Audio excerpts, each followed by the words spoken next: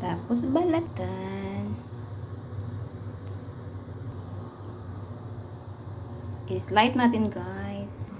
Well, nag-prepare tayo sa ating magpabukal ta og tubig. Ayan, pabukal og tubig.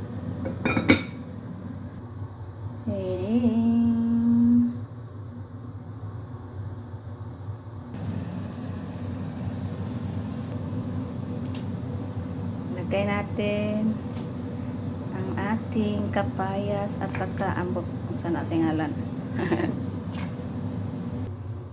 At tayo ng sugar. Pakuluan natin ng mga 1 hour. 1 hour na pakulo-kulo, guys. Low fire. Medium fire lang siya, guys. Yan. Paghayma ta og herbal soup. Iwan ko ano ba yung soup na yan. Basta yan na yun. Papaya and look I like a radish. Ayo.